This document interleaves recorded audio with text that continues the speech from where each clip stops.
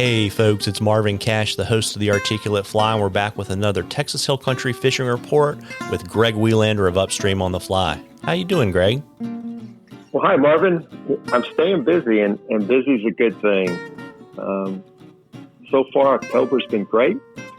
I sometimes refer to October as Fishtober. Like I said in the last fishing report, there's not enough days in the month of October. However, that's why there's a month of November coming up, and let's hope that the cold weather stays away through most of November. But our temperatures have kind of been on the warmer side. We've been in the 90s somewhat. In the 80s. If we're in the 80s, we've been having some high humidity, and the overnight lows have kind of crept up a little bit. Kind of been running in the 60s, and even I think last night it was like low 70s. The cold front that was coming through, or the cool front, let's say, it kind of stalled out. But the good thing is that the fish are extremely willing to eat a fly right now. The fishing's awesome.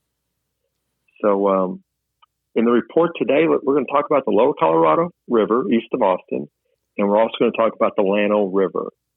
I just haven't had the time to get up on Lake Travis or any of the other highland lakes, and it's somewhat bothering me because I know the fishing's awesome up on the lakes right now, but I've got ideal conditions going on right now in the Lower Colorado River, and when that happens, that's where you're going to find me guiding. So let's talk about the Loco, okay? So just east of Austin, the flows have been perfect. We haven't had any rain. The water clarity is perfect, which is what we want this time of year for fishing to be good. The water depth is low. Okay, not an issue though.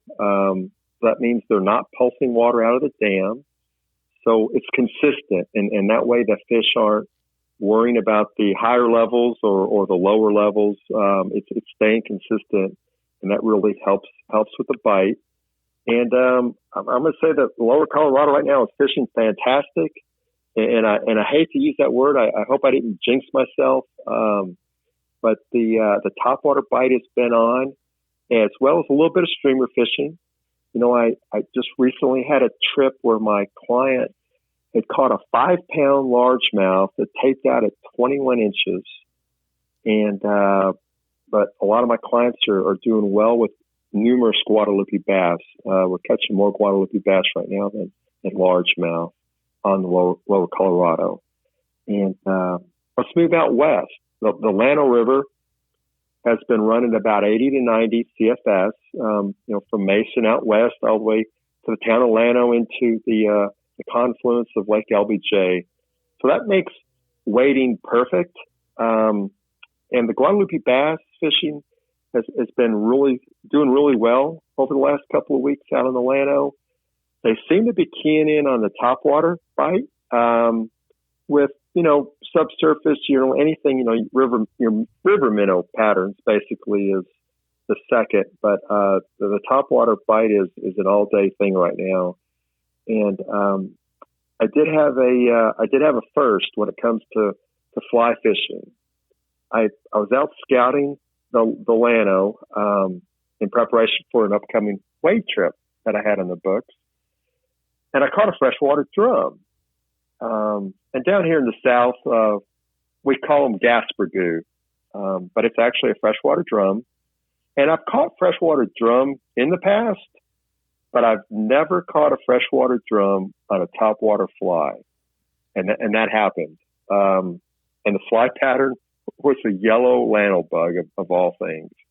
That drum just smoked that fly. I mean, it actually caught me off guard because it wasn't, the typical brim take or your Guadalupe bass take, which are all aggressive, topwater eats. But this was almost like somebody standing there throwing a brick in the water right in front of me, which, it really caught me off guard. And when you look at a freshwater drum, their mouths are positioned downward. So that's why it was such a vicious attack of the fly, was because there's a lot of effort to go into a fish with a downward facing mouth to try to come up and eat something off the top of the water. But it was pretty fun.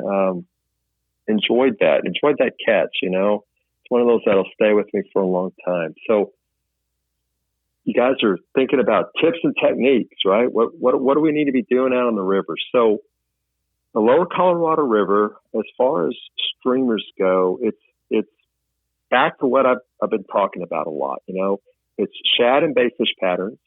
The white Murdic minnow, and about a size 2 was what was actually was used that caught that 5-pound largemouth a few days ago, and that was actually on a floating line. So sinking lines were not working. We did play around with some sinking lines over the last 2 weeks.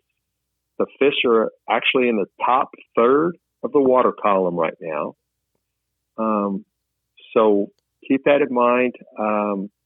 Your micro game changers, your Clouser minnows, your chartreuse and white, big deceivers, chartreuse and white, gray and white. And of course, I was talking about pink in the last report.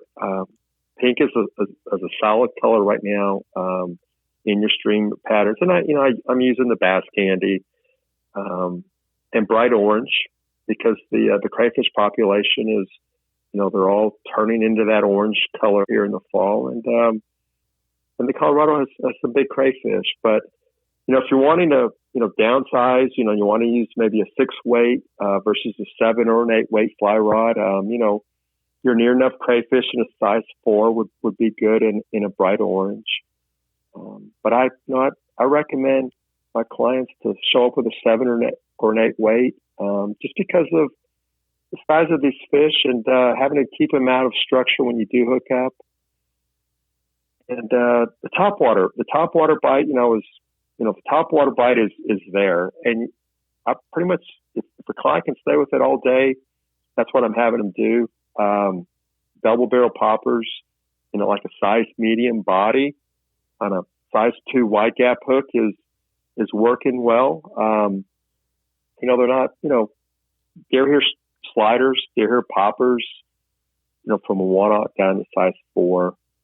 But, nothing too hard, nothing too complex. But the Welander River, once again, it's, the topwater bite is really where it's been. The fish have been keening on top. During a cloudy day, overcast, olive booglebug has been working really well on the cloudy days. But as the sun comes out, maybe later in the afternoon, switch over to yellow.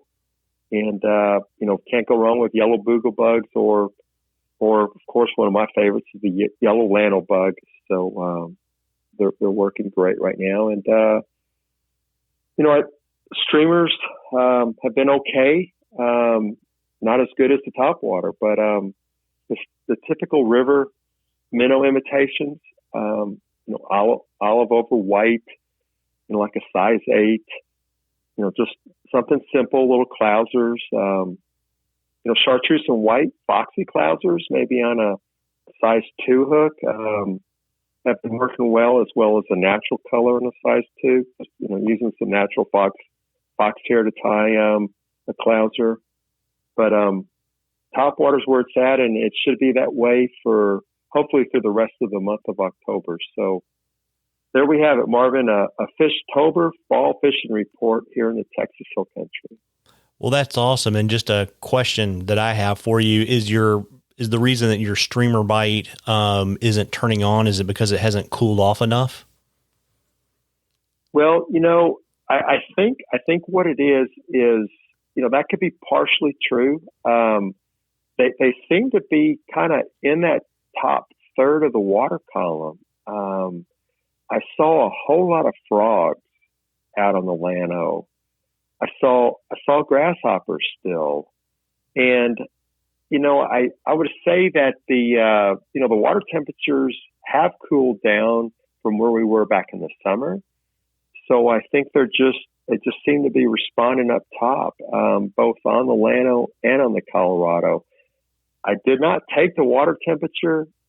However, it's not feeling cold, but it's not feeling as warm as it had been back in July and August. So they've just kind of been up top, and we haven't had those 40-degree temperatures in the evenings. So once that starts to happen, you're going to have a better streamer bite in the morning. But then in the afternoon, on a sunny day, when you've had the sun warming up that water, then they'll come back up to the top. So, yeah, Marvin, I think there's some validity in what you just said. Yeah, interesting. Just kind of made me think about the way smallmouth behave in our neck of the woods. Yeah, sure. And so, folks, we love questions on the articulate fly. You can email them to us or send them to us on our Facebook or Instagram page. If we read your question, I'll send you some articulate fly swag, and you'll get into a drawing for something cool from Greg at the end of the season. And Greg, before I let you hop, why don't you let folks know where they can find you and book you and fish with you? Okay, I've got a website. That's upstreamonthefly.com. And then over on social media, both Instagram and Facebook, you'll find me under Upstream on the Fly.